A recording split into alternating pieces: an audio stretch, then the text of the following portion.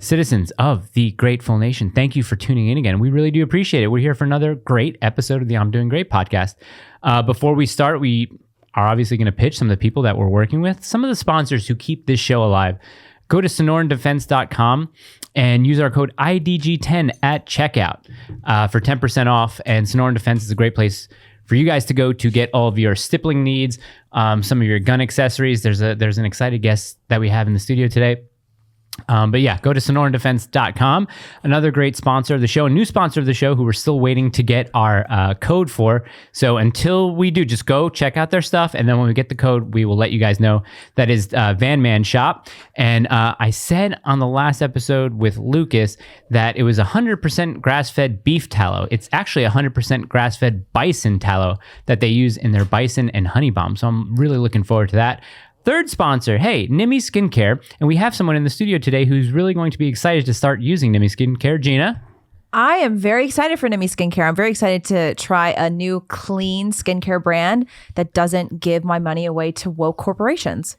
Yeah, isn't that great? We don't want woke corporations spending our money. I don't want to give my money to woke corporations. So Nimi Skincare isn't going to do that. They really support really good American small businesses and businesses that have really good American values.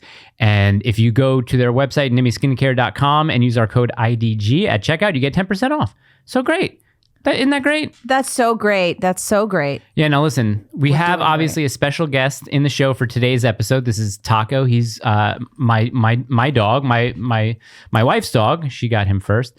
But I wanted to take a second to talk to you guys. I wanted to issue somewhat of an apology. Over the past couple weeks or so, I've been pretty amped on the Instagram and on the show too.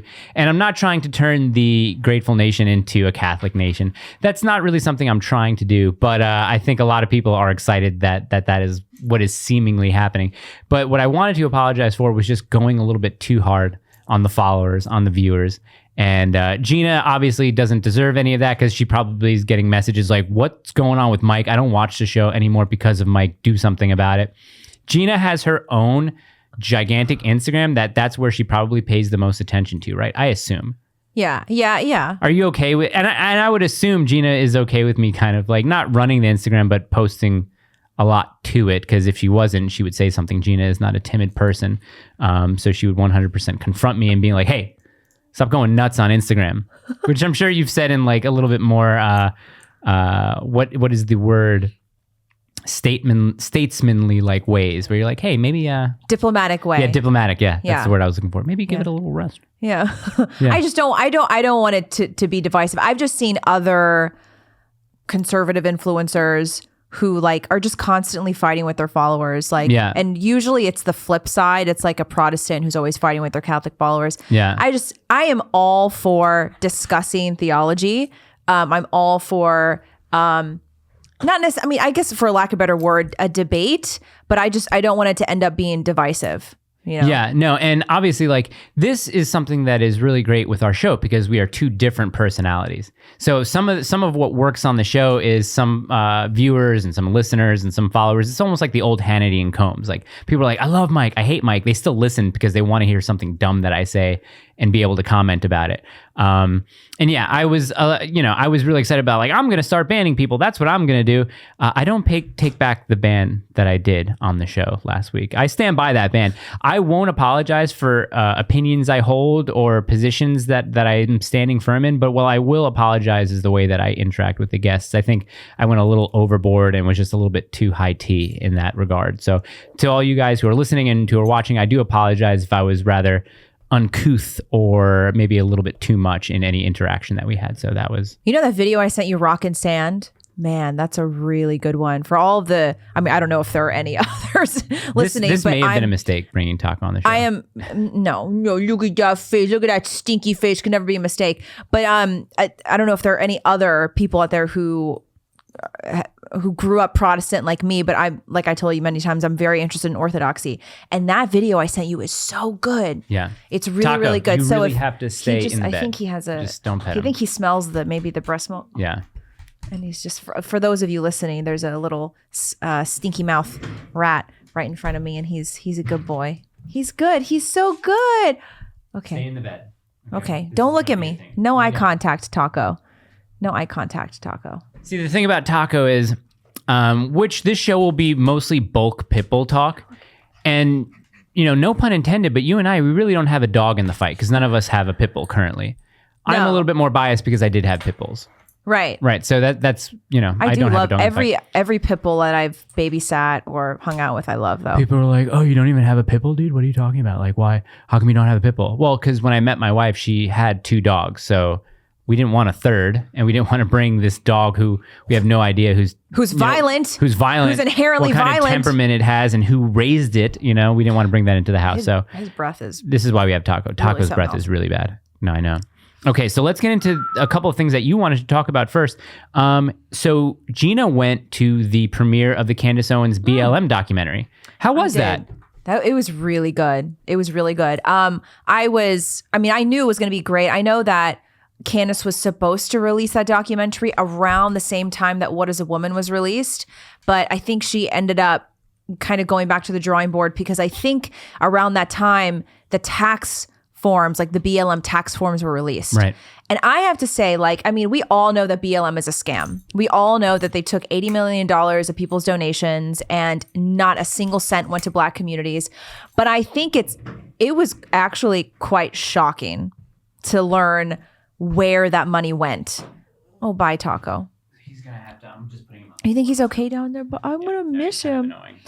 Okay, you can walk around down there. Sorry, no more Taco. But it was actually quite shocking to see where a lot of that money went. Did you watch it too? Yeah, You watched it last night. Yeah. I mean, the amount of money that went to all the trans stuff. Insane. I think It's insane. $2 million, Yes. $2.5 million. Yeah, almost $2.5 million. To like 10 different organizations. Yeah, but it was a really good experience. I'm glad I got to go because it was really nice to see another one of Candace's huge accomplishments. Like, I know that she is really passionate about bringing down BLM. And I think people forget sometimes that Candace is a real human being and it's easy to make her the punching bag, but it takes a lot of guts to stand up to something like BLM that has every single mainstream machine behind it. And yeah, sure, she's got resources like Daily Wire and she's got a lot of resources in general that helps her, fight the fight, but it takes a certain kind of person to have the guts to take on BLM head on. And I also want to say, I think that the way that the whole film kind of went over George Floyd and his life was really fair. And I thought it really, in a way, humanized George Floyd. And there was one line in the movie that I think a lot of us were thinking is that what this should have been was a cautionary tale about a drug overdose, because the opioid crisis in America is serious. Yeah. And it's killing a lot of people and nobody's really doing anything about it. So what this should have been was the country being able to rally around this opioid crisis that nobody is addressing. Sorry, go ahead. But it turned into something completely different. What I thought was interesting about that documentary was sort of in the beginning of it when Candace goes to, I guess, his roommate's, George Floyd's roommate's house. Yeah. And, the media fawning over George Floyd's family members. And Candace said, did they ever come to the house ever? And the roommate said, no, they never visited. One. Not once. They never visited after he died. They didn't even come here to see where he lived. They didn't pick up any of his stuff. They left his car in the driveway. They had all the time for the media hits. Right. All the time to go on TV and talk about how much they love their brother or whatever. So dumb. I don't get that. And, it's a horrible situation for the residents of Minneapolis who had their businesses burnt down over something that, just shouldn't have happened in the first place. I actually feel really bad for Derek Chauvin. I know I'm not allowed to say that, but watching that film made me feel extra bad for Derek Chauvin. Yeah, that's probably going to have bad optics on Candace because she wasn't making him out to be this saint. She was just saying, the people that knew him was a normal guy. Yeah. And the media portrayal of him off the bat was he's Satan, he's the devil, he's KKK, he's a racist, where pretty much everyone that knew him said, no, that wasn't the case. Yeah, he was a nice guy. But who knows? I just really wish that movie weren't behind a paywall because I think a lot of people need to see it. Yeah. Oh, look, What Is a Woman was good. I texted you this. I thought What Is a Woman was good, but it was a little boomery. Yeah. The Greatest Lie Ever Sold was very current, very fresh. It was a kind of documentary that you could easily see on HBO or Netflix or whatever. Yeah. I just really wish that it weren't behind a paywall. And I mean, I know that's how Daily Wire sets up their business and whatever, but there's so many people that need to see this film that are not they're never, ever, ever, ever, ever going to get a subscription to the Daily Wire. Well, Amazon wouldn't put it on. Like Netflix wouldn't put it on no, there. They wouldn't. So it kind of makes sense. It shouldn't be behind a paywall, but just maybe put it on YouTube That's for what I'm a week thinking. or two or something like exactly. that. But it was great also to see Kanye there, Kid Rock, Ray J was there. Yeah. Nice. Amir and I were like dying laughing. We were like, Kim K is shitting her pants right now. Well, my wife was telling me that she watches the Kardashians, the TV show. I guess it's entertainment for her, which is horrible entertainment. But it's a girl thing. She was watching one of the episodes, and I think the episode centered around Ray J delivering the hard drive to Kanye because I think Kanye was buying it for cash or something like that. Yeah, I think I saw that one. Kind of weird. But it was also a little bit, it was almost like a little emotional for me because just seeing how much more successful Candace has become since I quit working for her. I was really, really proud of her. I was really happy to see her complete that film and just... Hey, come lay down. It's like a little... I know. I hate it. These are kind of like the floors that we have in our house. So they're just... Taco, lay down. Come here. Lay down. Okay, I'll sit by there. Kanye... Chase Bank, no more. Chase Bank sent him a letter. No more. There are some people there's some people who think it's a fake letter because there's a typo. Oh, really? There's a grammatical error. Grammatical error is going to happen. Knowing Candace, she would never share something that's fake. Right. It seems like it would be real. It seems real because political persecution is alive and well. Look at Alex Jones. Look at Fick. Yeah. I texted Nick after I saw that because I think he shared it on his Telegram and I was like, what do we do? Do I take my money out of it? He's like, no, not really. I mean, they're probably the worst of all, but the rest of them aren't as good. Like the rest of them are just the same. Bank of America is even worse. It's like political persecution is alive and well. And it's so funny that the left thinks that they're the resistance. Yeah. Like you guys are. You guys have every Fortune 500 company behind you. You have the whole financial system behind you. You have virtually all of, the governmental system behind you. Yeah. I don't believe it for a second. Yeah. So, Yeezy LLC now has to find somewhere somewhere else. Start a bank. He could. I have a friend in Nashville. His father started a bank. He seems to have chilled. He's sitting next to me now. Yeah, that's fine. I'm not going to put him on air because he's just going to want his head scratched. Sorry, Taco. What else happened that you wanted to talk about? Oh, you wanted to talk about something else. It was Kanye getting kicked off of Chase and then something else in Texas, I think. Did you see the drag show in Waco, Texas? No. I mean, look, this is not anything new. Should I try and find it while you're talking? You can just type in Waco, Texas. Is it YouTube? Maybe all ages pride show. At this point, it's becoming the norm, right? To see all these videos of men dressed in drag dancing for little kids. Like this video shows the guy opening up his legs, rubbing his crotch, grinding on kids. And you see this and you think to yourself, if a woman were to do this, if a woman were to dress like that and open her legs and try to dry hump little kids, she would be carted away immediately. But it's totally okay for men to do it. Why? Because they're in drag, because they're part of the LGBT community. I mean, it's another massive win for the patriarchy. Men can get away with doing anything now as long as they put on the LGBT hat. They have immediate protection. I can't find a video of this thing. Go to my backup account on Instagram, GM Florio 2.0. Is it private? No.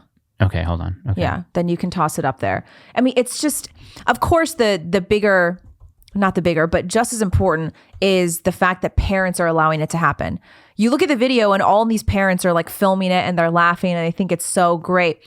And this is what happens when our society has become obsessed with political correctness. Like I have a friend in Australia, he looked at the video that I shared and he messaged me and said, how on earth are parents letting this happen? And I said, it's happening because we have had political correctness shoved down our throat for a really long time. So parents are afraid of offending gay people. They're afraid of offending drag queens. They're afraid of offending the LGBTQ LMNOP community. And so that's how you end up with all these parents who are like the cool mom in Mean Girls who's like doing the dance with the slutty daughter. Like that's what you've ended up with. You have these parents that are so afraid of saying this is degenerate that they're actually they're enabling this kind of behavior and they're filming it as if they're having a great time. But you know that deep down, none of those parents are comfortable with a man rubbing his penis in front of kids just because he's got a wig on and an ugly dress. Headphones. Here we go, folks. Let's see. Let's bring this up right here.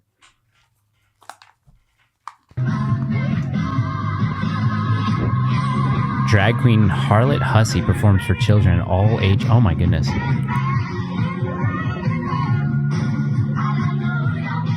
Imagine a woman doing that.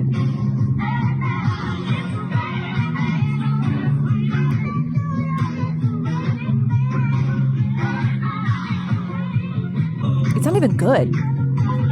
Look, do you see he rubs his junk?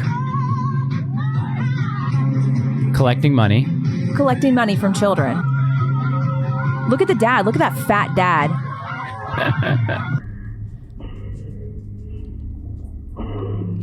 What are we ever going to enforce, like our decency laws? I don't know, but nowhere is safe now. People are like, I can't believe it's happening in Texas. Anytime a video comes up, I hear, I can't believe it's happening in Utah. I can't believe it. Nowhere is safe. Yeah, nowhere. Nowhere is happening safe. In Tennessee. It's happening everywhere. Yeah. That's why we have a rally going on here. It's happening in Murfreesboro. It's happening in Franklin. It's happening everywhere. I don't care how friggin' red you think your state is, how red you think your county is, how based you think your community is. It's happening everywhere, and it's happening because cowardly parents keep letting it happen over and over and over again. Yep. And I'm not going to stop sharing these videos because they want you to forget about it. They want you to just brush it off, and they want you to think this is progress. It ain't no progress. Headphones. Let's watch an awesome thing that happened at an AOC speaking event. Yeah, this is great. Here we go. Okay, so let's go to the camera 4. There's a nuclear war, which you voted to send arms and weapons to Ukraine. Tulsi Gabbard, she's left the Democratic Party because there are a bunch of war hawks. Okay? You originally voted, you ran as an outsider, yet you've been voting to start this war in Ukraine. You're voting to start a third nuclear war with Russia and China. She's speechless. Yeah. Aghast. You're playing with our lives. There will be no neighbors if there's a nuclear bomb. You voted to mobilize and send money to Ukrainian Nazis. Oh, he black too? Oh, you got to listen to him, AOC. Where are you against the war mobilization? He's telling the right truth. You have done nothing. Tulsi Gabbard has shown guts where you've shown cowardice. I believed in you, and you became the very thing you sought to fought against. Like Alfred from Batman. Yeah. You are the establishment, and you are the reason why everybody will end up in a nuclear war unless you choose to stand up right now and denounce the Democratic What's the phrase? Party. Elevate black voices? Mm-hmm. Not that guy, though. Yes or no? Okay, simple. Are you going to stop nuclear war? I mean, to be fair, AOC alone cannot stop nuclear war. But yeah, that too. So this is a very interesting thing that's actually happening here because I believe Tulsi Gabbard was on the Rogan show a couple days ago, and I was watching it, and every single Democrat in the House and the Senate voted for that $1 trillion spending bill where all this money was billions of dollars were going to arm Ukrainians and stuff. I think 50 Republicans voted against it. I don't know who's on there. I can actually look it up right now. Let's see. We can look up the Republicans who voted against spending bill, or the 50. Let's see. Let's see what we got here. He's not going to pee on the rug, is he? No. Okay. Here are the Republicans who voted. Who voted for the infrastructure House Republican tout info blah blah. Recall vote. Who voted for the? Here are the 11 who voted against the. Oh, okay. Here are the 11 GOP senators who voted against the Ukraine aid bill. Let's see. Let's see what we got here. Josh Hawley tweeted Monday he was against the bill. Mike Braun emphasized a statement that although blah blah. Okay, 8 other GOP senators voted against the package. Marsha Blackburn, Tennessee, whoop whoop. John Boozman, Mike Carpo, Bill Hagerty, Mike Lee, Cynthia Roger Marshall, and Tommy Tuberville. Okay, I'm pretty sure Rand Paul probably would have voted for something against that as well. Interesting. So let's see. AOC, hopefully, can she stop a war in the Ukraine and Russia and stop a nuclear weapon from happening? I don't know. I find it so great that those are two, they look like Gen Zers. Yeah. I just love that. I just love that you're seeing a lot of these younger people waking up to realize. Here's my question about AOC. And I tweeted this. Is she really dumb enough to believe everything she says, or do you think she's just playing the game for power and for fame? Somebody tweeted I think back. she's a little bit of both. said yes. I think it would have to be like a little bit of both. Yeah. I think she is dumb enough. You can tell by the way that she talks, where she's, she ends everything with a sentence, kind of like every sentence ends with a question, but it's not really a question. And she uses all the wokeism language, buzzwords and stuff like that. I don't think she's smart. I think maybe the team around her who elevated her into that position is smart. I don't think she's a smart person. She's never really debated anybody, I don't think. Yeah, she never ever accepts debates because she has the mental capacity of a glazed donut. Ooh, glazed donut is good. I like that glazed donut. Yeah, for sure. Let's get into the bulk of what this episode is going to be. What do you think? Here he is. So again, we're prefacing this with we don't have. Oh, I left the light on. I didn't want to do that. Do you want me to turn it off? No, because then it'll change the whole color temperature of the rest of the episode. So we'll leave it on. We don't have a dog in the fight, you and I. Besides Tyrese right here. And people think that this is going to be like this back and forth debate. No, not really. I agree with 90% of what people are saying out there. You know what I mean? Like, shouldn't own pit bulls. Pit bulls maybe shouldn't be bred. And if they're going to be bred, we need to breed out those characteristics that were bred into them from the beginning. So it's not necessarily a pushback to those ideas. It's a pushback to the stats that I wanted to talk about that keep on getting thrown out. It's definitely a pushback to the you can't compare them to guns argument that I keep on hearing, where I think I actually can. I think I have a case for that. And just a bunch of other things. So I wanted to start out first by, saying go to IDG merch or I'mDoingMerch.com.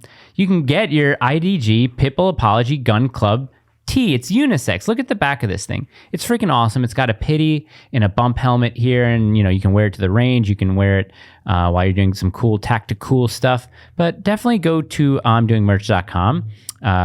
Help fund the show and have some cool merch at the same time. The IDG PBA Gun Club shirt. It's awesome. Now, having said that, should I make this a one camera so you don't have to worry about being on camera while I'm talking? It's up to you. Let's go one for a little bit. Yeah. Let the people see you. Let's do a little bit about the history of a pit bull, because a fallacy is people use the words pit bull and breed in the same sentence, and they're not a breed. The pit bull, as it's known now, is it's a mutt, right? It's a mutt, and it is. Because I have some notes here, so let me bring up some nuts. Let me bring up some notes, because it's the combination of a couple of different breeds. I think you have the American Staffordshire Terrier, the Staffordshire Bull Terrier, the American Bully, and the American Pit Bull Terrier. So there are kind of like four breeds that are lumped into this. And then what people consider pit bulls now is it's an aesthetic thing. Short hair, big heads, lower to the ground. Right. People see that and they say, oh, that's a pit bull. The really big upper body. Yes. Now, the history of the pit bull was back in Scotland, England, even parts of Ireland.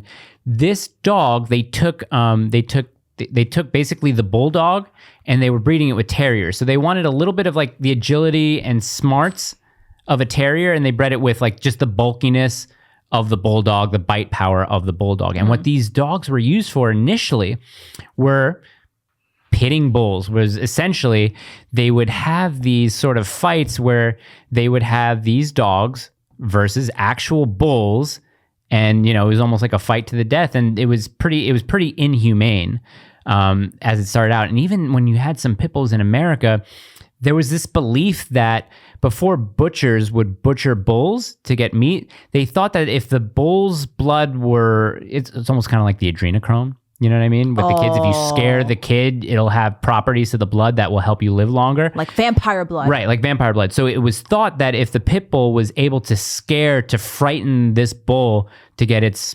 adrenaline up, that at the point of butchering, the meat would be a little bit more tender, where that didn't actually happen. That wasn't the case. What actually turned out is you had a little bit more, what's the opposite of tender meat? You'd have rougher meat.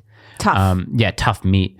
So back in England, when the popularity of the bullfighting got to be too much, the precursor to the ASPCA was actually the HSPCA. I can't remember what it is, but it's basically England's version of the American Society for the Prevention of ASPCA, the American Society for the Prevention of Cruelty to Animals. So England started that. And then what happened after that was underground pit bull rings started to happen, where now it wasn't against bulls, but it was against other dogs.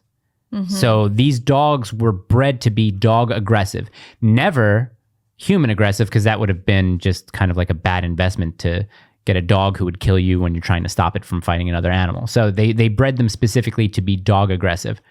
So that's a little bit about the history of them in England. These dogs come over to America. They use them for the butchering practice, which turned out to be wrong. And then like it happened in England, it happened in America again, where they started breeding these dogs to fight.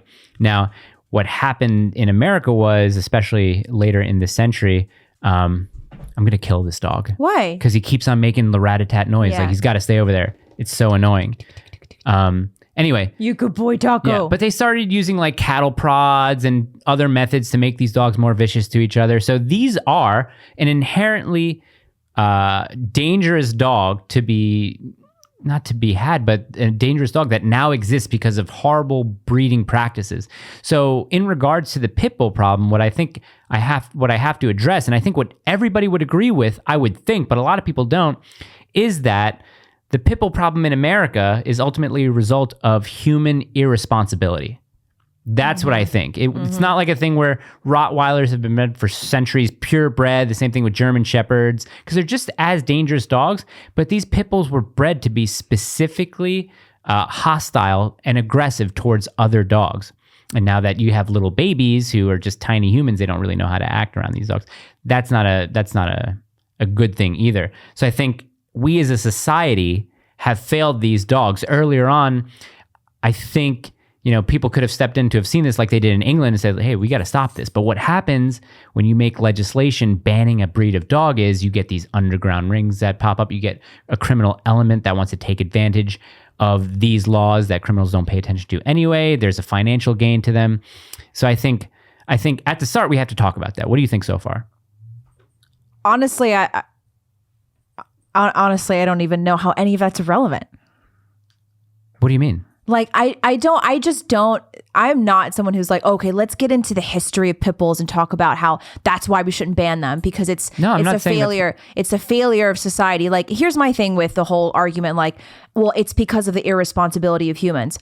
Okay, why would we still keep defending these animals that if you are irresponsible with it, it's like a tiger. Like, if you're that irresponsible with it, it's going to be dangerous. Okay. But would you actually blame the tiger though for being a dangerous animal, or would you blame the person who brought it into society? That's the whole point though. That's why you can't have tigers as pets. Okay. But here's the thing though. These dogs are domesticated animals, right?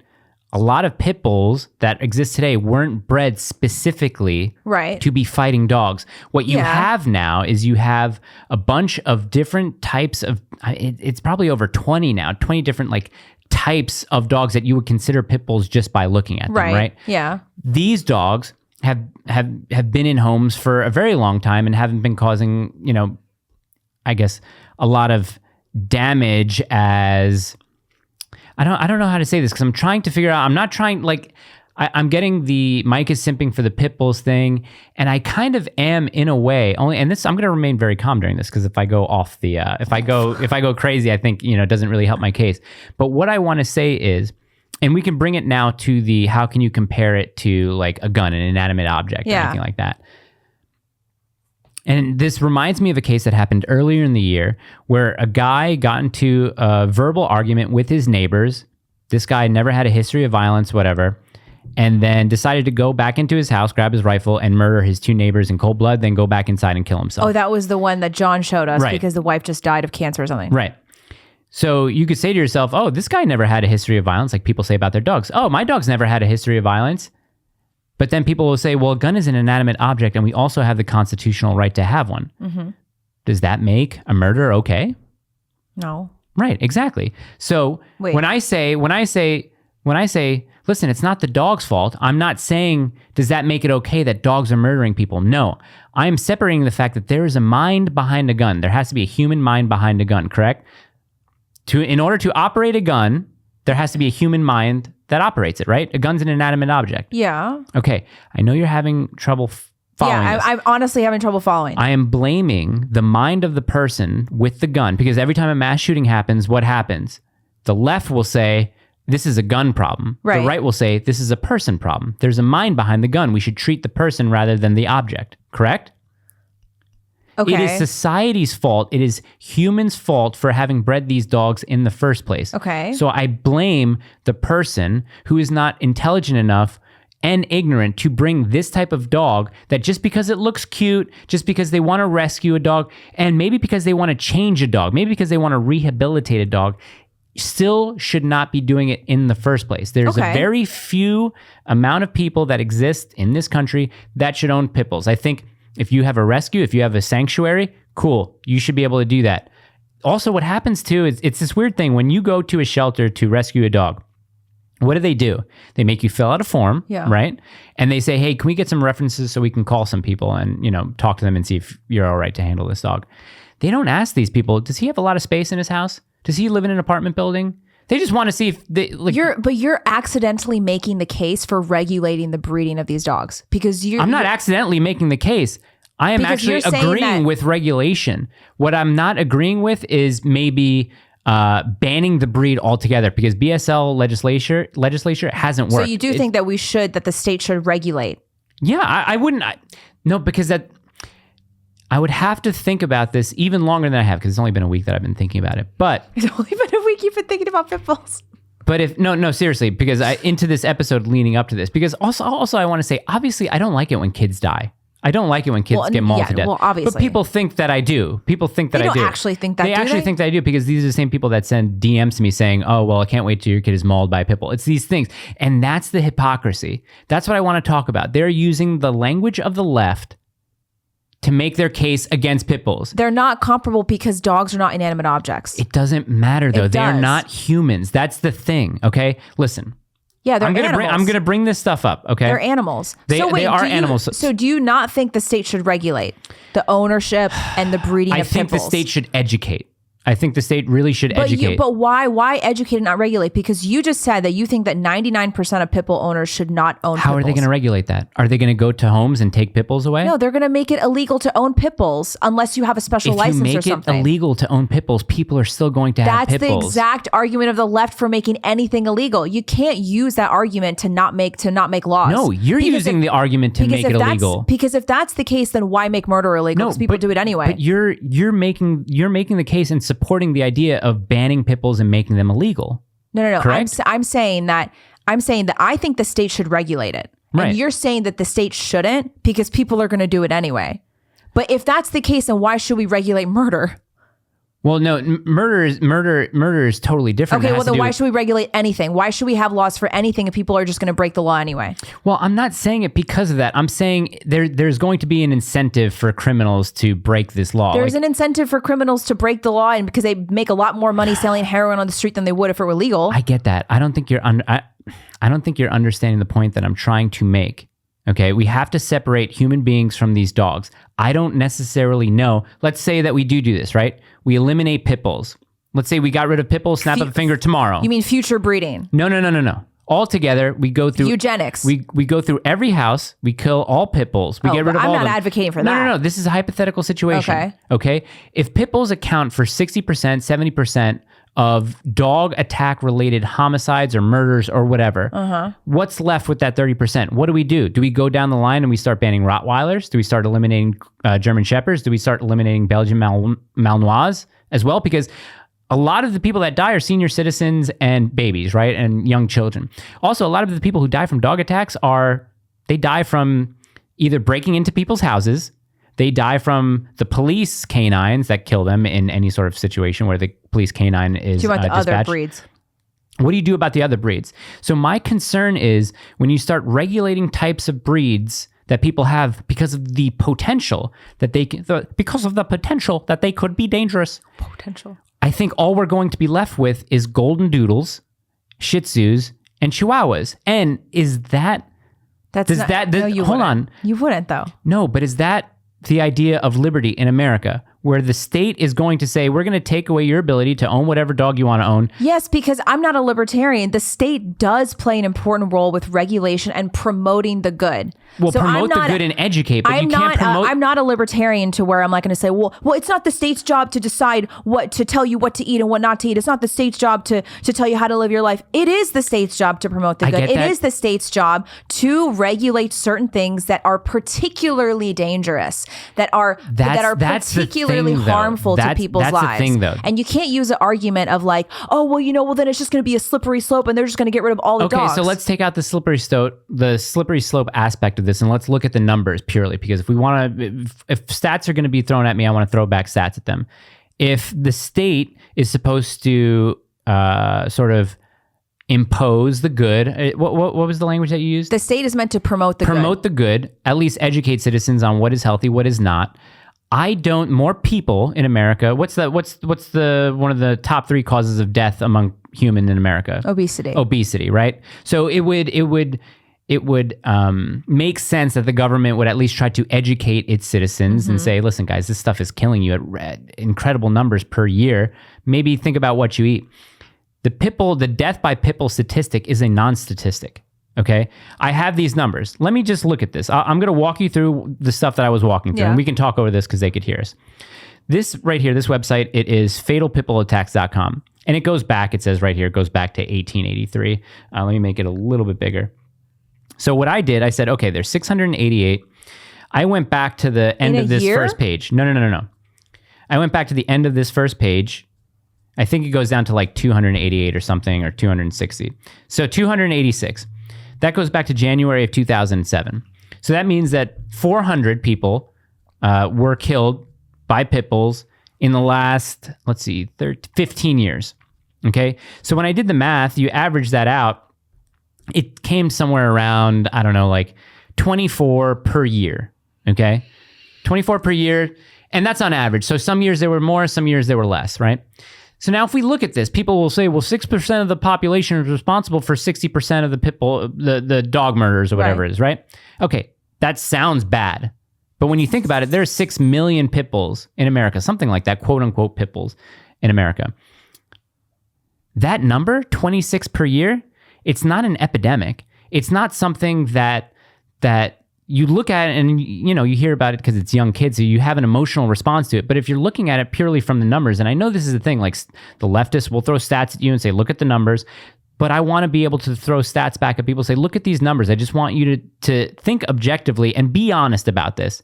Is this as big as a problem that you think it is, or are you falling in line with your other favorite conservative podcast show hosts because they hate pit bulls and you want to jump on that train because you want to be edgy too?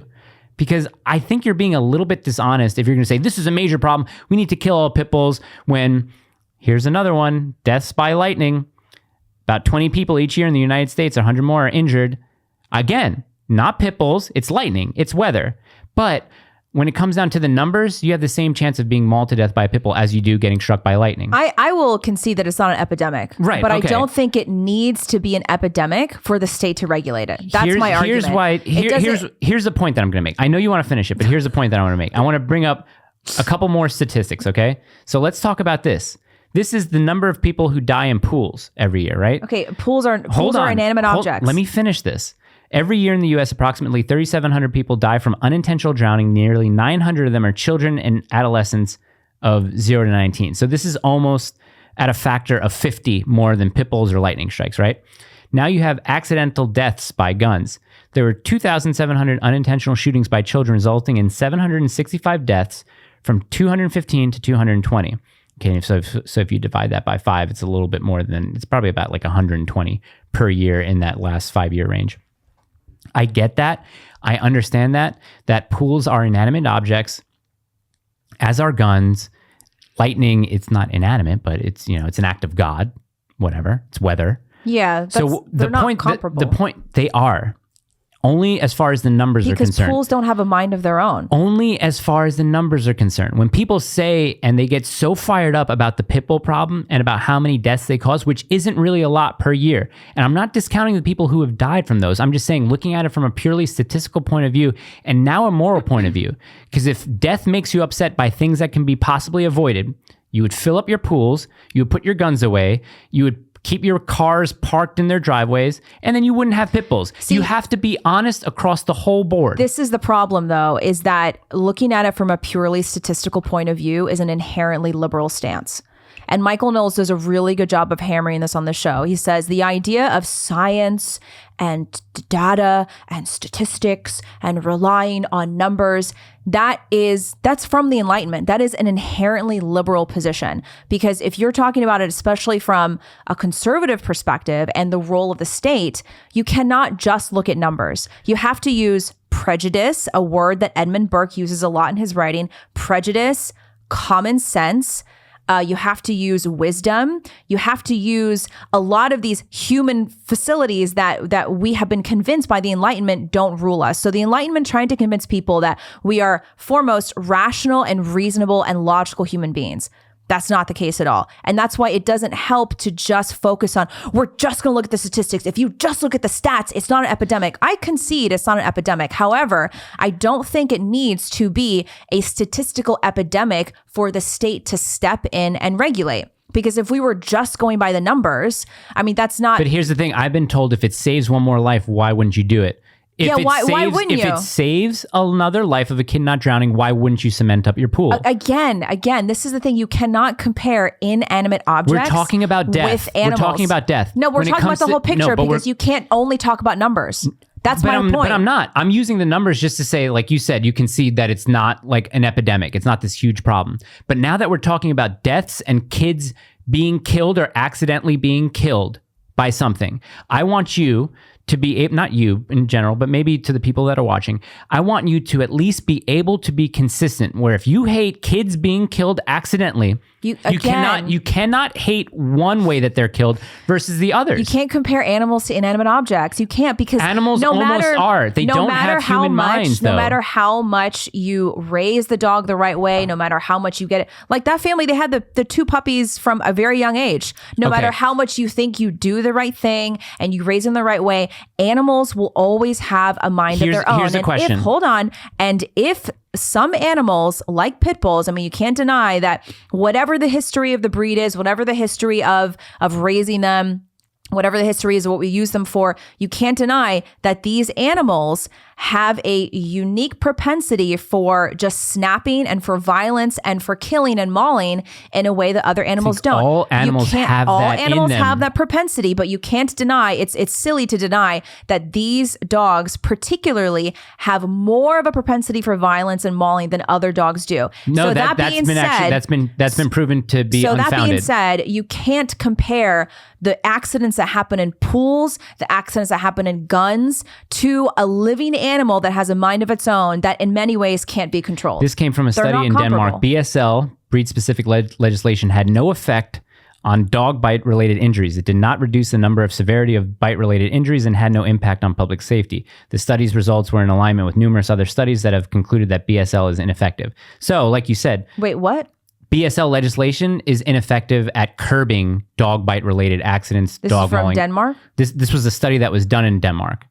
Okay. Yeah, I'm just saying that like BSL?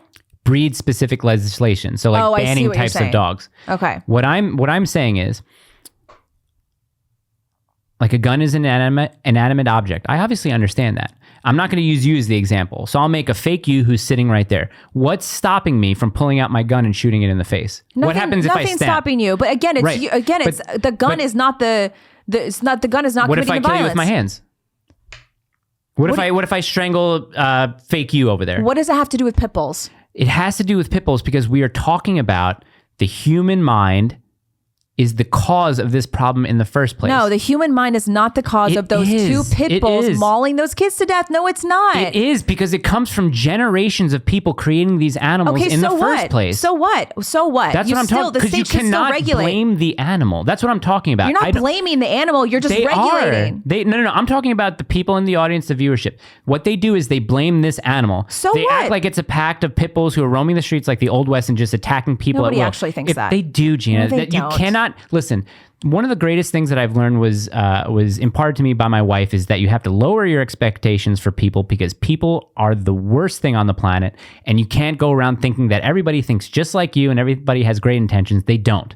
They really don't. Because if that were the case, I wouldn't get DMs saying that they hope that, some random pit bull mauls my kid, or, the same thing that the left does. And what I want to say about that is what they are doing is they are using the same logic that the left uses. Oh, I hope your kid gets shot up in a mass shooting. So one day it's the same logic and rhetoric. They do the same thing. It's not the same logic because you can't compare guns to pit bulls. It's not logical. You can.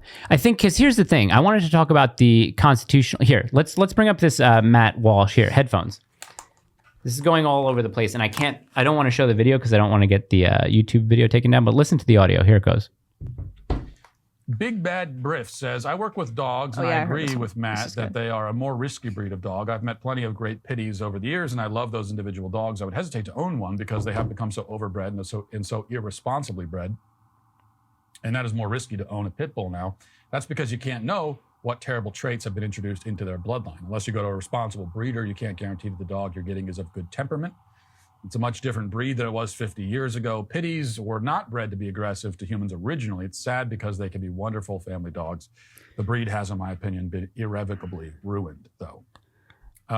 It's unfortunate for the pit bulls. I agree. And I also don't profess to know all of the ins and outs of the history of pit bulls.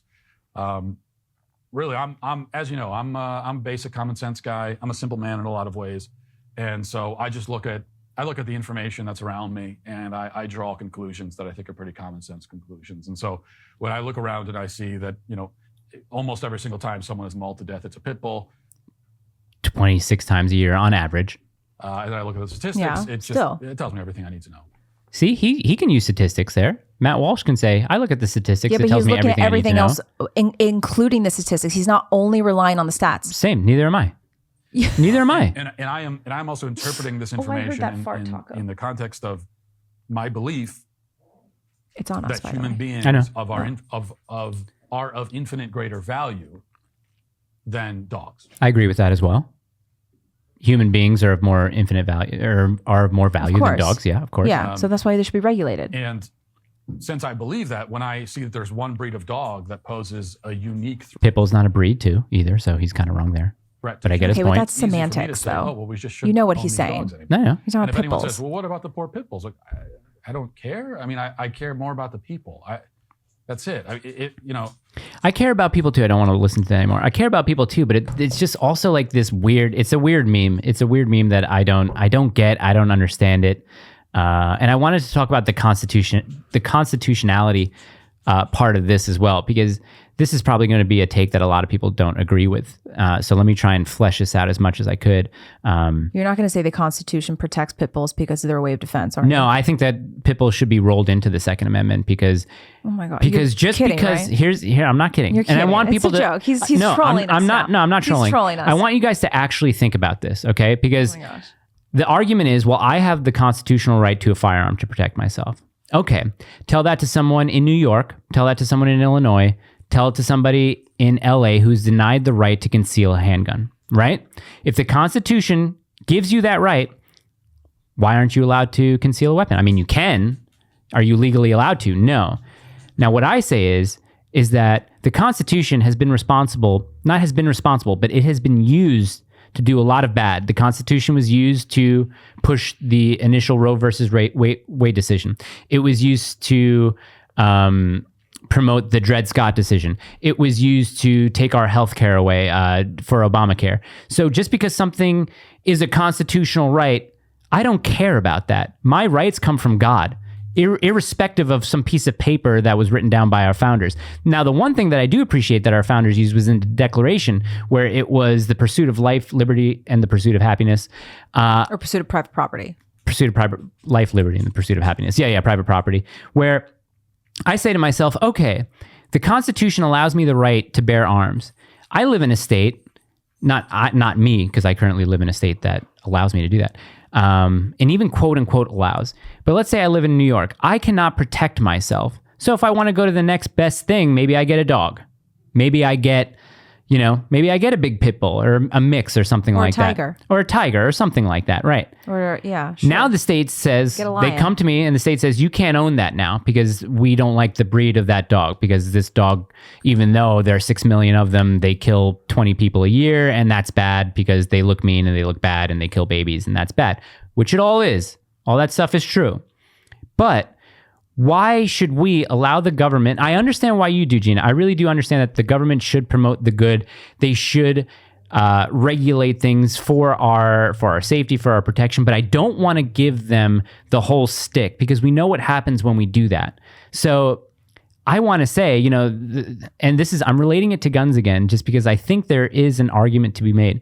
1776, the Constitution was not ratified, but people knew that they had an inherent right given to them by God to defend themselves, so they used weapons to do so. And dogs have been used as weapons for the longest time. Look at the Chinese Chow. That dog, this is anecdotal, but Carly was telling me that when she would go to the kennels and stuff, the pit bulls were pit bulls have a high kennel population, just because people think that they can get these dogs. Oh, they're a cool dog, I'm going to raise a pit bull, and then they go right back to the kennel because they're like, I can't have this dog. That she was just like, the pit bulls never really bothered me. The chows were the scariest thing. The chows actually bite people more frequently, and they're gigantic dogs. And the thing about it is a lot of people think that lockjaw is a real thing. It's not a real thing. That's a myth. No pit bull, no dog can lock its jaw. Just the pit bull, for whatever reason, has the propensity to not let things go. So people think a lockjaw is its jaw actually locking, and that's not the case. And there are 10 or so other breed of dog, quote unquote, that have stronger bite force, and that's just due to their mass. So like Cane Corso's Dog de Bordeaux, which was when I was living with Carly's parents, they had, which is just a French Mastiff, gigantic dog. It's funny because I was reading an article that said their bite force is gigantic, but because they are so freaking lazy, I think that was the actual language, because they are so freaking lazy, they're never going to bite anyone anyway, but they can also suffocate a child if they just lay down on them because they're just so big.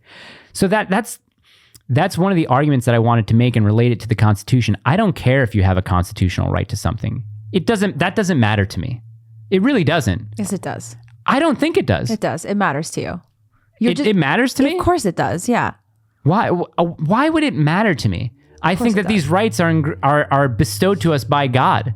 It sucks that I have to adhere to laws that are established in the Constitution. It matters to you because there's a stark difference between other countries that don't have a political document like ours. Correct. But, so it matters. Right. It matters. But it matters and then it doesn't, is what I'm saying. Because the people that live in these states, we all have this equal constitutional right, correct? Like you and me, citizens that, let's say that they're not in prison, they're not dead. You and me, everyone who's walking around out there right now, per the Constitution, has a right to bear arms, correct? That is the Second Amendment. They have the right to free speech, all that other sort of stuff.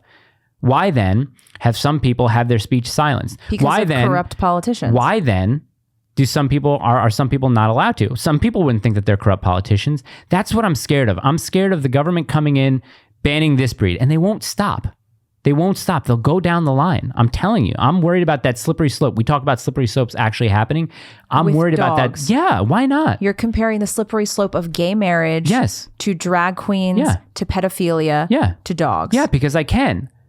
I'm saying I'm not comparing that particular slippery slope. I'm saying slippery slope in general. Once you start something with this specific, let's say breed specific legislation or coming in and banning dogs, where does it stop? It stops. This is the problem. Conservatives are terrified of authority.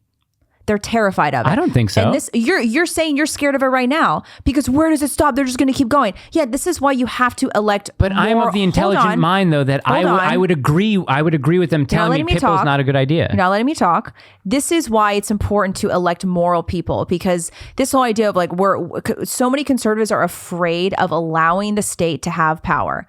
And to a certain extent, of course, you don't ever want the state to be tyrannical.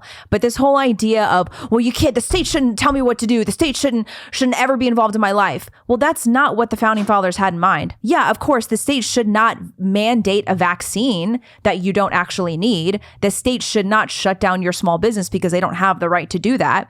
But that doesn't mean that you never, ever, ever, ever allow the state to have some authority. And the thing is that we've already conceded that 99% of people should not own pit bulls. Yeah. So why isn't the state enforcing that? Like, why wouldn't you want the state to enforce that? If you don't believe that 99% of pit bull owners should have pit bulls, why wouldn't the state regulate that?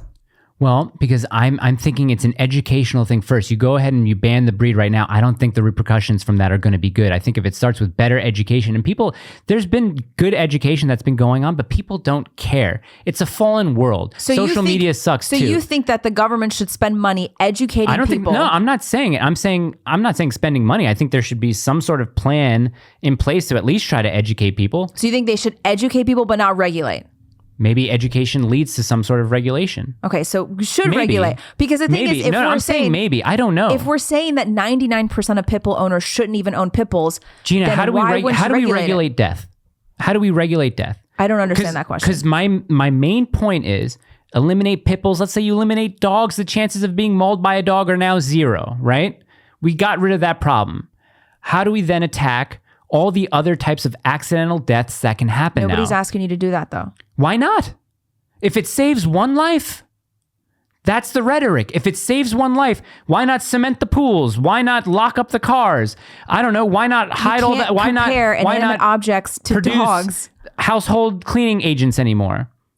You can, Gina, because we exist with these things. We can compare these things. Yeah, we exist with these things, but inanimate objects are not comparable to living animals with minds of their own. They're not human minds, though. These animals doesn't matter. They're not human minds. They're minds. No, that's very important because we act differently than animals act. No one's saying that they have a human mind. No, but they impart reason. We think about things. It's like when people say, oh my God, like aliens are coming to Earth. Why would they ever come to Earth?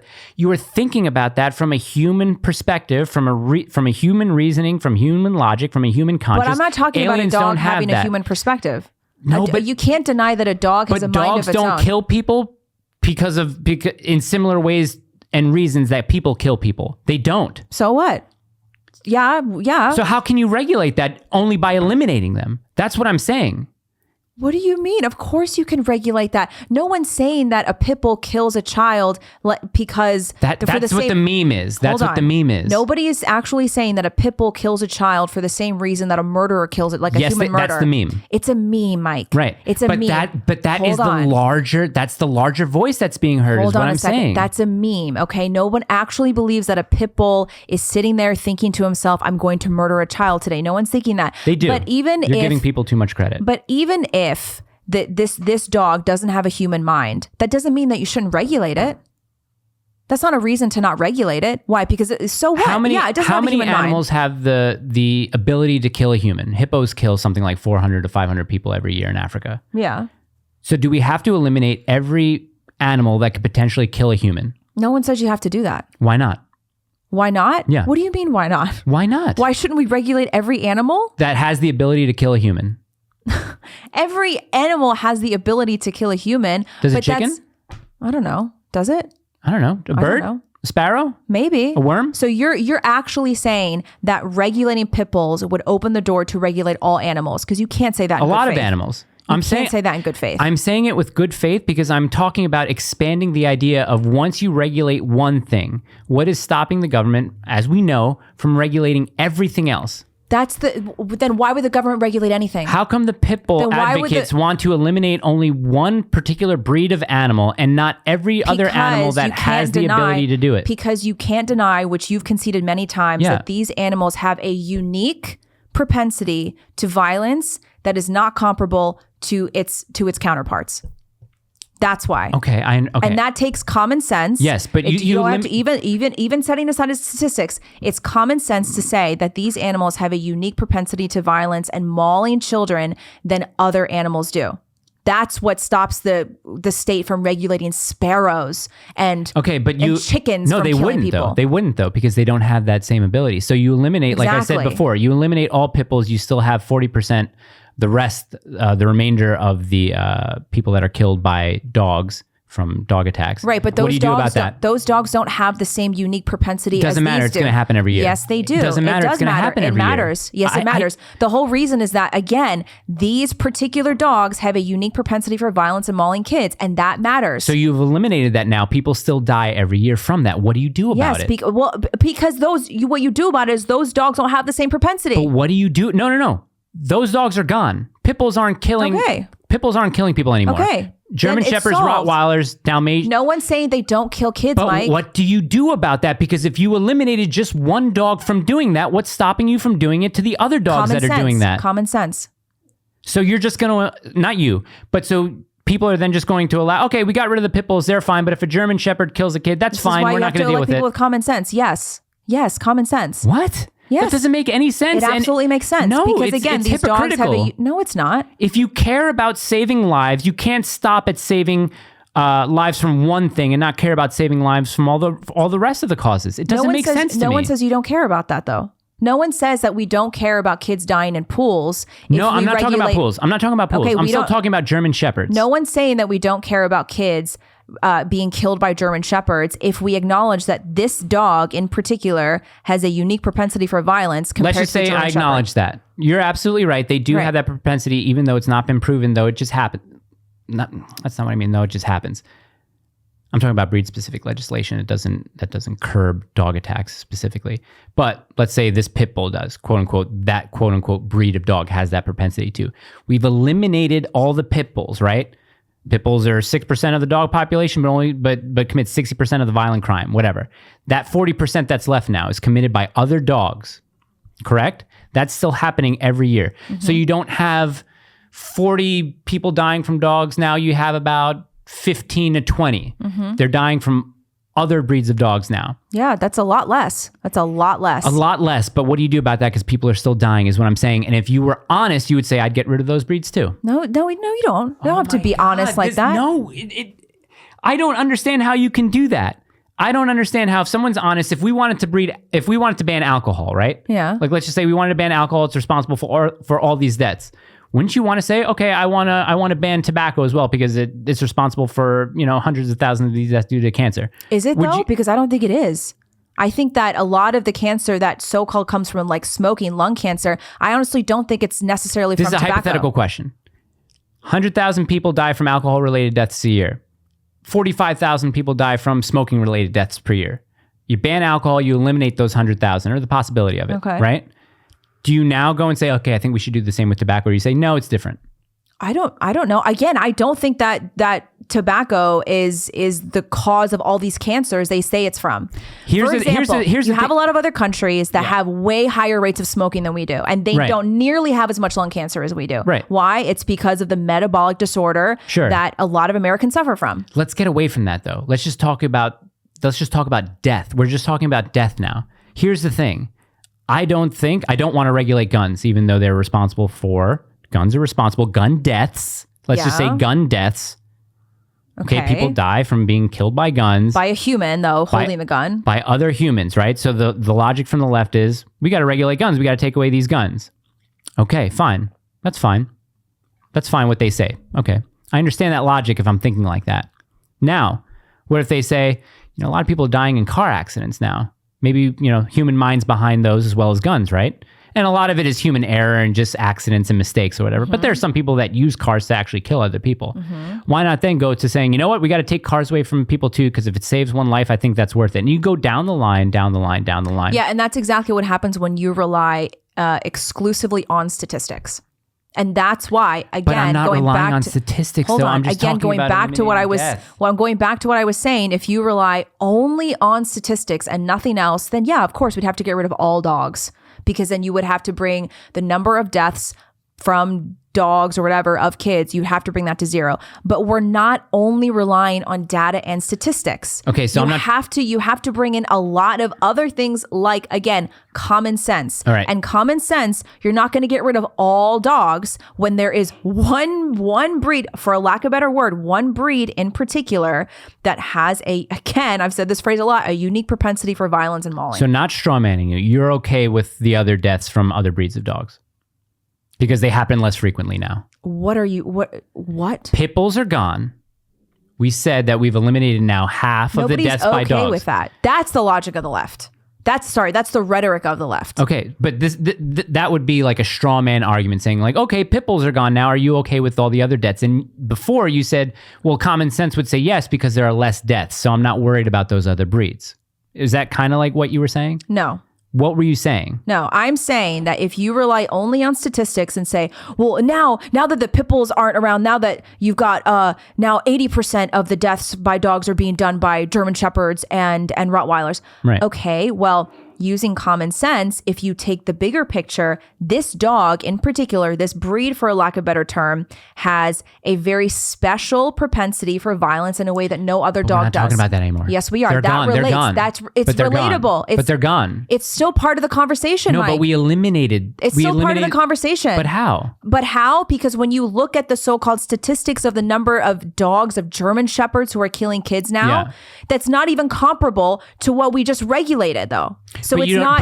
But what if numbers grow? Hypothetically, what if those numbers start growing? Then we would have to have a conversation. But why would they grow all of a sudden? Are German Shepherds going to change because pit bulls are gone? I don't know. But after one aggressive breed exits, another one emerges. Why would the breed change? Because one breed was... No, that has nothing to do with it. I'm just saying one breed will be more responsible for more deaths is what I'm saying. Yes, and again, so we're how not could we be relying okay on with that? statistics only. But how could we be okay with that? Nobody says we're okay with that. I'm just asking for, I guess what I'm looking for is a little bit of like moral consistency. That's what I'm looking for regarding death and regarding the way people die. Okay. So when I say... What do you mean moral consistency? Moral consistency. You cannot be okay with one dog Nobody's doing the okay killing with any dog. Nobody's okay with any kids dying, period. They are. No, nobody's okay with any kids dying, I think they period. are. No, As they're it's not. almost like how you have, when an attack happens, you'll have one side cheering, oh, I hope it's this type of person. And then you have the other side cheering, oh, I hope it's this type of person. You know what I mean? When you have like a mass shooting or something like, oh, please don't let it be a white guy. Please don't let it be a black guy. And then whatever side gets happy when you find out who did the mass shooting. A lot of the time, I think people get excited to find out that, a pit bull is perpetuated this attack, so we're going to use this as, to sound the alarm what's the for moral all thing? The moral argument is, and the moral consistency that I'm looking for is, regardless of the breed that is happening, I want you, if we eliminate the pit bulls, I want you to say, now we have to go after German Shepherds, quote unquote German How Shepherds. is that moral consistency? Because you are basing your idea of what kind of death you'll accept based on the breed of the dog. No. That doesn't make any sense. No, nobody's doing that. We're eliminating the most dangerous Nobody's breed. talking about the other breeds that cause the deaths. Nobody's talking about that. They're only talking about pit bulls. Because they don't have the same propensity for violence and mauling as pit bulls do. But they still do it, is what Yes, I'm saying. they They still still do do it. it. Yeah, of Now you course. eliminate the pit bull. What do you do is what I'm saying. You would then have to say that you would have to take the same stance that you had on the pit bull Why would you and have to impart do that? on the breed that's doing it now. Why would you have to do that? Because children are still getting mauled by them. Okay. So why would you have to all of a sudden get rid of them? What you got rid of the pit bulls, right? You got what you wanted. Because they have the unique propensity for violence and mauling that other dogs don't. No, but the other dogs are doing the mauling now. That's what I'm saying. Yeah, they were always doing the mauling though. And they So how they have a difference in breed than this dog does. So wait, okay, so I'm just having a little bit of trouble following this. We get rid of one breed, quote unquote breed, that is doing... Again, we're not most talking of the about mauling. killing all No, pit no, bulls. no. We're talking about just like One breed is legislating responsible. future breeding. One breed is responsible and has the propensity and has the probability of harming or mauling a kid to death. 60% of all the deaths by dogs are of this one breed. We take away this breed now. Less people die per year, but people are still dying by being mauled by dogs Yeah, and the most dangerous that don't dog necessarily is no longer bred. have that characteristic bred into them, but they still do it, but we don't care anymore. Nobody says you don't care anymore. But we don't do anything about it, and we don't ask the same thing to happen to the new dog now that we did to the pit bull. We don't need to regulate the new dog now than we would want to for the pit bull. The meme of going house to house and exterminating pit bulls, they got that. They did what they wanted. Now we don't have to do that for German Shepherds or Rottweilers because we did the thing with the pit bulls and fewer people are dying, but it's not as much to cause an alarm. Sure. I don't get that. That's not consistent. I know you don't. It is absolutely consistent. I don't think so. Because we're not. I think it's super dishonest. I think you cannot hate one breed of dog for killing people and then not hate another breed of dog for killing people. We're not talking about hating breeds of dogs. We're talking about the state. Then why aren't you applying the same standard to one breed? That's what I'm saying. Because they're different breeds. That's why. Because they're different breeds. I mean, can we do the same with races? You talking about humans? Yeah, human races. Are you really comparing animals to humans, Mike? At this point, just for the You really want to compare humans to animals? just for the optics of what you're saying. And you're saying you want to get rid of black people because they commit 60 to 70% of violent crimes? Well, that seems to be like the logic that we're it's not using the logic in this thing, because right? humans are above animals and humans are not comparable to animals. Okay, but humans kill more humans than animals kill humans. So that's a problem, right? So if we can eliminate one type of human from doing that, wouldn't that be the case? Are you comparing animals to humans? Honestly. Yeah. Okay. That's just like...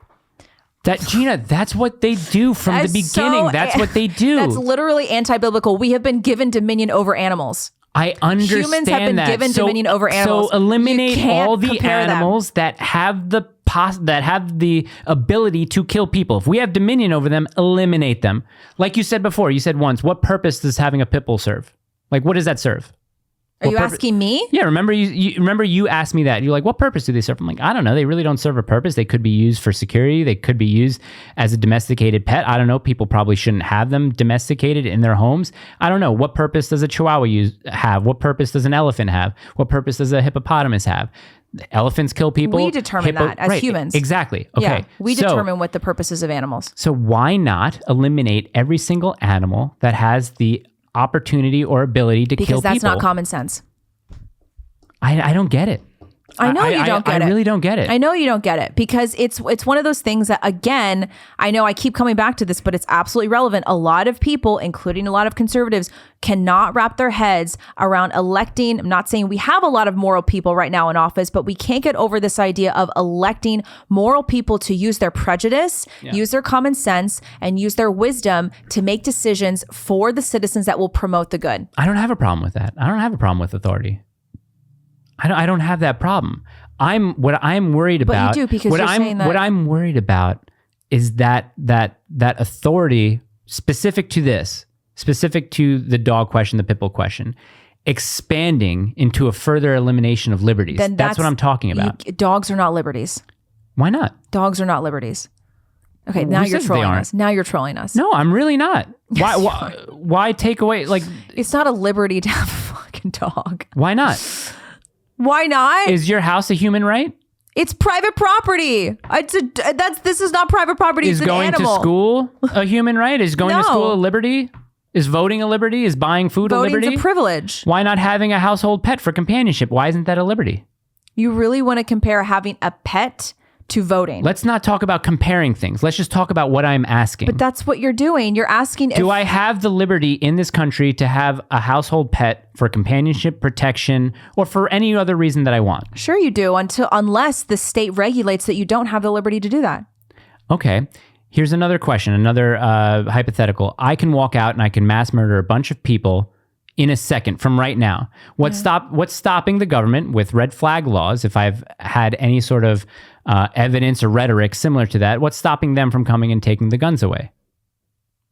Okay, so now you want to talk about guns now. I'm talking about guns again. Okay, so we're returning because I want to talk about the government's ability to take away your liberties. And I think a liberty, at least in this country, is having a pet or owning a dog. And just because we're going back to the stats again, you have a better chance of being struck, or you have the same chance as being struck by lightning than you do of being mauled by a pit bull, especially one that lives with you. So what? Still regulate it.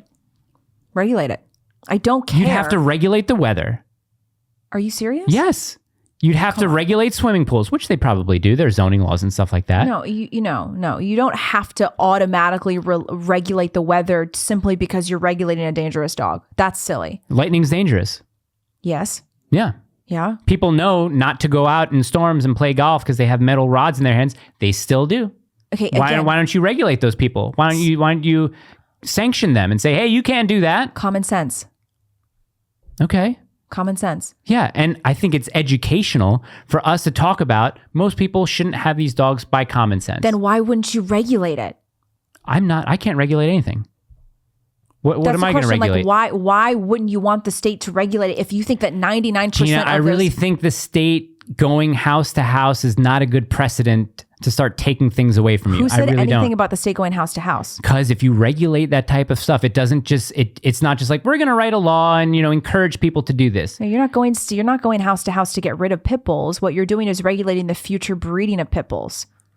Pit bulls will still if you stop breeding pit bulls will still exist. Yes. Right. So what stops people from having pit bulls is what I'm saying. Yeah, we're not talking about going and killing all the currently alive pit bulls because they haven't done anything wrong. We're talking about the vast majority. We're talking about controlling the future breeding of pit bulls to make sure to promote the good and to make sure as much as we can eliminate. Here's a bit of a troll, I guess, that would make sense with abortion now, is that if we can eliminate the possibility of people being bad and committing evil, we can stop the breeding. We can eliminate breeding. We can eliminate people from breeding. That would be like a good kind of comparison that the left would use. Like, that's why abortion is okay. And they have used that. So we can stop bad people from doing things if they're not born. So you mean you're comparing humans to animals again? You're saying we should that's what I'm saying. Sterilize. That's what I'm saying would be a good comparison from someone on the left, because they say it's not a good comparison because, again, humans are not animals and we have dominion over animals. Human life is much more worthy than animals. And why do we kill each other? Because it's a fallen world, right? Yes. Dogs don't have original sin. Dogs don't have the capability to think about right and wrong. Yeah. We do. So think if we have the ability to do it, we should all lock ourselves up and live in bubbles. If you really think that, okay, but that's not what anyone's saying. Some people say it. Who says we should live in bubbles? A lot of people say we should live in bubbles. That's why they walk around with the masks and the hand sanitizer. Okay, so what does it have to do with pit bulls? I don't know. What I would like, though, is what I alluded to before, is moral consistency. There's no such, moral consistency. How is it morally consistent to get rid of how is it not morally consistent to get rid of the most dangerous dog breed, for lack of a better term, breed, and not get rid of the other ones that aren't as dangerous? It's not aren't as dangerous. They still have the ability to do so, and they still do, like we know from numbers. No, they German don't Shepherds have the kill same, people. They don't Rottweilers have the same kill propensity. people. Dobermans kill people. So why not eliminate them as well? Because they don't have the same propensity, and you already conceded that. But they do. The same exact propensity? Yes, Okay, well then why are they killing so many more kids? I don't know, because they have a different propensity. No, it's because of. It's not the propensity. It's because of what was bred into them in the first place. And what? The reason, it doesn't matter what the reason is. They're different. Even if it's human error, they're different. A pit bull has the same propensity to sniff out drugs as a beagle does, but the beagle does it better because it was bred to do that, right? Okay. So what I'm saying is the pit bull, from the beginning, has had dog aggression, not necessarily even people aggression, but dog aggression built into it. So it's not a stretch to wonder why this would happen. Okay. We've eliminated these dogs from society. Good. There are still other dogs that do this that don't have that bred into them. Okay. So what do? Do we just allow them to keep existing because they're killing fewer people? That's okay. If you are morally consistent. It's not, no, that's not a if you are morally consistent no. Or at least honest, not consistent, but if you're at least honest, wouldn't you want to stop all deaths from dogs and not just from one type of dog? No, because if you're honest, you would admit that this dog is different than those other breeds. But we've gotten rid of that dog. We're honest. We've gotten rid of that dog. We've gotten rid of the dog now. Other dogs are still killing people. Again, that's my problem, though. If you're honest, then you would acknowledge that this dog is different than the other breeds. And we've eliminated it. Right. And let's say I'm agreeing with that now. Okay. And we eliminate it. Then there's no reason for you to eliminate all dogs. Because all dogs, but the breeds that are still killing dogs. Okay, again, that's why I'm saying that's why we're all going to be left with Chihuahuas and Golden Doodles if we go down this line. No, we're not. No, again, because German Shepherds, for example, are used, if you weigh the net and the net negative or the net positive, German Shepherds are net positive for sure. They're work dogs. They sniff out bombs or whatever it is. It's just the problem of how they are raised and how are they raised. So what? It's a net negative now. You can breed these things out of these dogs. It doesn't matter what the reason is. It's still a net negative. I don't get it. I don't get it. I know you don't get it because you're obsessed with pits. I'm not. It's not even that. And the thing is, I love pits. My husband and I love them. It's not even that I'm obsessed. But I still think they should be regulated. The episode isn't even that long. It's just, I think it's a very circular conversation because what I'm agreeing with, obviously, is that there is a quote unquote problem. I don't think it's a big problem, but it is a problem. And I'm saying, okay, let's eliminate this specific problem. we've eliminated this problem, and now we have another problem, but we're choosing to ignore it because it's not as cool to talk about this problem anymore. No one's choosing to ignore it. No, I think they are. I think you can't say, well, we're okay with German Shepherds now because they don't necessarily have the ability to, snap at people at random. That's fine. They don't have it. It's totally unlikely. German Shepherds are a net positive. But people are still dying by German Shepherd. Yeah, but they're still a net positive. I don't get that. I don't get that. I think that's just, I think it's a weird take. I don't get it. I'm sure people in the comments will totally take your side on this. I don't think anyone's going to have my side the way I've laid it out. I don't understand it. If we're looking at it from a perspective of how do we curb the most death, we eliminate one dog, but death is still happening. Okay, let's go after that too now. We're not necessarily, now that should be a priority. It's not just about curbing the most death. It's about curbing the biggest threat. Well, if we're looking at numbers, the biggest threat is swimming pools, and the biggest threat is we're not libs. I'm not a libertarian or a liberal, so I'm not only looking at numbers. I'm not only looking at numbers too, but if that were the case, just like you said, we get rid of cars. Right. Because the statistically, the most dangerous thing that we do every day is drive. We get into a car. We do it all the time. We put our kids into a car. Are we bad parents because we're putting our kids into cars? No. But are we then bad parents for having a Pitbull in the house? Objectively, probably yes, because you shouldn't have young kids around. Listen, that dog that you guys saw in the beginning of the episode, Taco. You regulate it? Listen, Taco bites my daughter once a day. Once a day. We probably shouldn't have that dog in the house, but it's not a pit bull. The Chihuahua bite is not nearly as bad, right? Obviously. Yeah.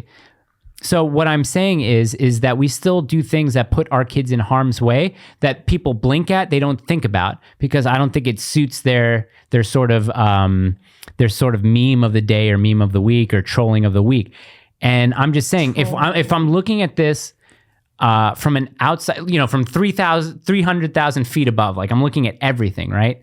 I'm saying, okay, you guys, you've eliminated this problem, but then all these problems still exist. Why aren't you guys looking at these with the intensity and with the memeing power that you guys were looking at this? Remember that video that I made about, it was after one of the mass shootings and it was the real, and I was like, oh, Mike broke his gun. He doesn't want to be part of this culture that kills kids anymore. But now he thinks about it. Mike now needs to eliminate swimming pools, fast food, mosquitoes, and liberal women, because those are the things that kill the most amount of people, right? So that was a troll. That was a troll saying, okay, you guys, if guns kill people, let's look at everything else that kills people because I'm going after that next. And that's kind of like the quote unquote lib perspective that I'll take on this. It's just that I want people to be honest and say, okay, we've answered your Pitbull question. We've gotten rid of the Pitbull. Mm-hmm. Now, what do? Are you just complacent? Do you not care anymore because the Pitbull's gone and it was a bad, scary dog? Or are you saying, okay, look at this. Animals should not be killing our young kids, especially dogs, especially things that are in our home, that are our companions, that are our protection. They should not be killing our kids, yet it is still happening, but we're now okay with that because it's not happening at, let's say, a similar rate, though it's still happening. And it's because of dogs that don't have this quote unquote propensity to do it more at random. And I'm just like, that seems a little dishonest to me. That's all I'm saying. It seems just a little dishonest to me. I'm not saying you're dishonest. I'm not saying that you're dishonest out there. It just seems like... It's not dishonest. It's common sense. But it doesn't seem consistent. That's all I'm saying. Yeah, it doesn't seem consistent to like an elementary mind. Like, oh my God, well, if we gotta get rid of pools, we gotta get rid of pools. I mean, that's kind of like a backhanded, fucking dig at me. You just said I was dishonest. No, I didn't say you were dishonest. I just pointed at you and said you were not dishonest. You just said a backhanded dig at me that it's dishonest what you're saying. It's not dishonest. No, you said I have an elementary mind. No, I didn't say you did. I said it's not dishonest to say that animals are not comparable to inanimate objects. No. Right. I'm not saying that. I'm saying what's dishonest is the argument that you're okay with one breed of dog killing people and you're not okay with another. Nobody's okay with that. You say that. You say that. No one said that. You say that, but... You keep saying that, but literally nobody says that. They do say it. They say... Matt Walsh said it in that video. Matt Walsh says he's okay with German Shepherds killing kids. It's kind of what he's alluding to, right? Is he alluding that? No, he's not. Nobody's alluding that. No. So then how come, where's the campaign where's the campaign against German Shepherds then? Because you don't have to get rid of German Shepherds just because you get rid of the most dangerous dog. But that's the point again. We're circling back to this. This is the same thing. If German Shepherds are still killing kids, why do we allow German Shepherds? They're a net positive to society. That's subjective. No, it's not. That's subjective It's to you. That you absolutely think that. I not think they're net subjective. negative. I think they're net Well, negative. you'd be wrong. Why? Because German Shepherds are used overwhelmingly in police forces to defend people. They don't have sniff to be. out You bombs. can replace them with the Belgian Malinois. You can replace them with the Rottie. So You what? can They're replace being them. used right now. Okay, so what? People have pit bulls now that can responsibly raise them. What? The overwhelming majority of pit bulls do not attack people. Every dog Nobody's disagreeing with every that. dog has the ability to attack people at random times, True. right? Okay, so what I'm saying is this small, not even like People aren't even listening 0.00001%. anymore at this point. They probably aren't. They turned off a long time ago. They probably did. Oh shit! I gotta go. You have to go? I honestly have to. Yeah. Okay. I mean, Yeah, this was like way too much Pitbull stuff. I'm sorry, guys. well, This that was the whole point of the episode. Was it was supposed to be all Pitbull? Oh, I thought it was gonna be like the feature, and then we get into. It's going to be all more interesting. No, well, what sucked is when I asked people to ask questions, they didn't ask questions. They just were throwing stats and just saying how much other people I honestly hate pit don't bulls. know if there's a lot of questions to ask about pit bulls. Like, what would be a good question? Hey, Mike, what type of education about pit bulls would you impart on people? What do you think can happen? Do you think there should be government grants for sanctuaries that would take in pit bulls, things like that? Definitely not. Why not? Why should our money go to sanctuaries for Your money's going to dogs? Ukraine. Yeah, our money shouldn't go there either. Your money's going to needles so that people can shoot up Definitely in San Francisco. shouldn't go there either. Okay, so if it's a place where dogs can be rehabilitated, I think it's a good use of our money rather than it going to Ukraine, rather than it going to abortion, rather than it going to Planned Parenthood, Shouldn't go rather to than it any going of to it. needles. I'll take dogs over needles. I'll take dogs over abortions anytime. And that's Shouldn't all. go to That's any all of I it. have to say. I wanted to read this very long comment. Maybe if you want to go, I'll read it. Yeah, read the And comment. Sorry, I really do have to go. Bye. Don't let Sorry, Taco guys. follow you, but then I'll read this thing. Bye. 'Cause, Taco's very stinky. Okay, Okay, bye. bye. But what about Tyrone's collar? Tyrone's collar. I don't know where it is. I'll leave you guys with this. I'll put it on the screen because I do wanted to read. It's okay. I wanted to read. How come I can't zoom in on this? Oh. Anyway, okay. So this was from. Bye, Gina. So this was from a commenter who left this comment on the Zuby video that we had because Zuby and I talked about pit bulls very recently. And this is the comment. I'll throw it up on screen, but I'll also read it out because I don't know why the window. Let's see if I can zoom in. Oh, I can zoom in. Yeah. Okay, let me do this again. I was pressing the wrong button. Let's do it again. View. Zoom in. Okay, can you guys see that? So I'm going to read it from the beginning. So this is from IW, and it was on the Zuby episode.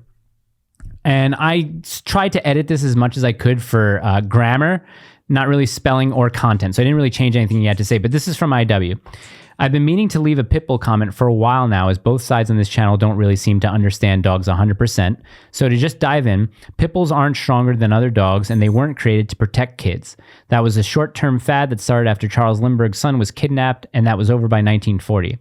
Pitbulls were not originally bred to be man-aggressive, as that actually would have been counterproductive to their purpose, fighting animals, as that would have made it difficult to retrieve them during the fights, where they often rotated dogs out, and in the case of fighting other dogs, which they were bred to be dog-aggressive, and oftentimes, in Pitbull fights, it can take a few people to separate the dogs.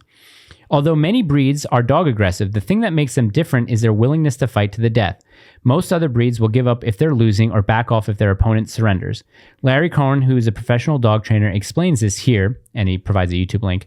Basically, they were bred as die-hard blood sport dogs, but never with the intent to be aggressive towards humans. But something important to point is how Mike mentioned prior that most people attacked are kids or elderly, and the former, kids, is very important to note, as many dogs are aggressive towards kids if they weren't raised around them, as they have had a hard time conceptualizing that kids are tiny humans and not something else.